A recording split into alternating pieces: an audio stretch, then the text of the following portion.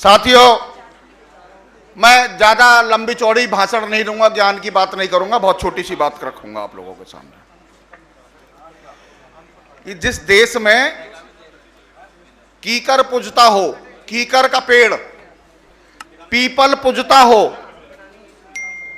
नीम पूजता हो, केला पूजता हो, आम का पेड़ पूजता हो, कुत्ता पूजता हो, घोड़ी पूजती हो, गधा पूजता हो, छपकली पूजती हो, छछूंदर पूजती हो, चूहे पूजते हो, और जहां हमें पानी पीने का तक अधिकार ना हो, ऐसी जिल्लत की जिंदगी से शान की जिंदगी दिलाने वाले बाबा साहब डॉक्टर भीमराव अंबेडकर जी के चरणों में नतमस्तक प्रणाम करके अपनी बात को शुरुआत करता हूं।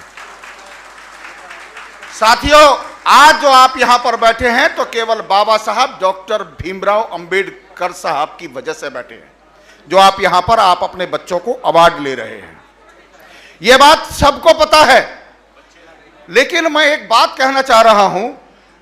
एक महिला बहन आई थी हमारी महाराष्ट्र से, यहां लगभग भारत की महिलाओं को दुर्गा चालीसा याद होगी, शिव चालीसा याद होगी, हनुमान चालीसा याद होगी।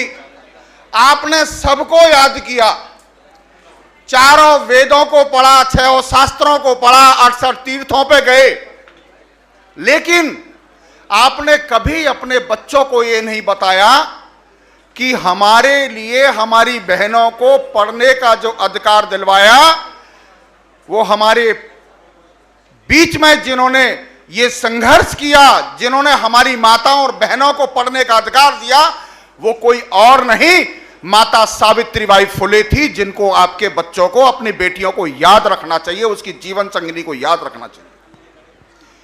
सावित्रीबाई फुले के बारे में अब तक किसी को नहीं बताया जाता, हमारी माता बहनों को नहीं बताया जाता, सब चीजें बताई जाती हैं, बच्चों को यह तक नहीं बताया जाता कि एक जिस जमाने में पढ़ने का अधिकार नहीं था, वो जिस जमाने में क्लास के अंदर घुसने का अधिकार नहीं था, एक छोटा सा बालक खिड़की के बाहर पढ़ करके वो देश का संविधान और विश्व का सबसे विश्व महापुरुष युग पुरुष बन गया। वो जिद थी उनको कि उन्हें उस सिस्टम को खत्म करना है। उसी सिस्टम के माध्यम से आज हम यहां पर बैठे हुए बच्चों को अवार्ड दिलवा रहे हैं।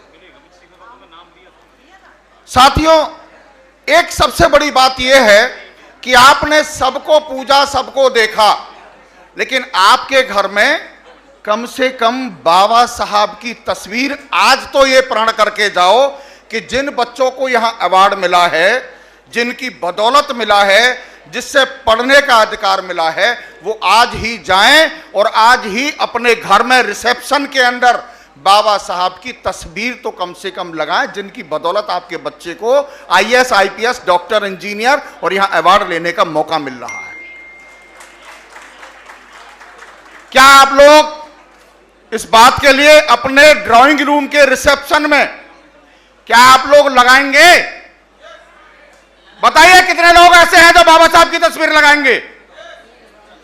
भाइयों, जय भीम, जय भीम की बात तो सब करते हैं, अधिकार की बात सब करते हैं, बाबा साहब ने ये किया, बाबा साहब ने वो किया, और जिन बात थोड़ी सी गलत हो जाएगी, जिन्होंने हमें कुछ नहीं दिलवाया, उन्होंने अपनी दीवारों को देवताओं की दीवारों से पाट के रखा है और बाबा साहब को छुपा के रखा है। आज कसम खा के जाओ कि अपने घरों में, अपने रिसेप्शन में, अपने ड्राइंग रूम में बाबा साहब की तस्वीर लगाओगे। एक बात आपको पता है, देश की जो हमारी पीढ़ी है, ये युवा पीढ़ी, जो बच्चे हैं, 45,000 सरस्वती विद्या मंदिर हैं। कितने? 45,000 सरस्वती विद्या मंदिर, जहां पर बच्चों को मानसिक तौर पर देश को, उनकी वेदों की संस्कृति को पढ़ाया जाता है। और हम हैं कि हम अपने बच्चों को बाबा साहब तक नहीं पढ़ा पाए, सावित्रीबाई फुले तक नहीं पढ़ा पाए। आज से हमें उनका भी, इनका जीवन संघर्ष पढ़ाना चाहिए। ये एक छोटी सी बात है जिसको बच्चों के लिए पढ़ाना बहुत आवश्यक है। मेरे पास पर्ची आई है, मैं बहुत बातें कहना चाह रहा था, लेकिन आज बड़ा गंभीर विषय है कि आज आपके बच्चे IAS बने, इंजीनियर बने, डॉक्टर बने, लेकिन एक चीज तो आपको ध्यान रखनी होगी, यहां पर जो पेरेंट्स आए हैं, कि जिन सरकारी नौकरियों की बदौलत आपने अपने बच्चों को यहां तक पढ़ाया लिखाया है, उन सरकारी नौकरियों को आज के वर्तमान हालात ने बिल्कुल पूर्ण रूप से खत्म कर दिया है। आईएएस कैडर में भी जॉइंट सेक्रेटरी डायरेक्ट लेवल पर रखने के लिए मुहिम शुरू हो गई है। लोकतंत्र खतरे में है। इसको बचाने के लिए आपको अपने पेरेंट्सों को, बच्चों के पेरेंट्सों को ध्यान देना होगा। उसे बचाना बहुत जरूरी है। कॉन्स्टिट्यूशन को बचाना बहुत जरूरी है। लोकतंत्र को बचाना बहुत जरूरी है।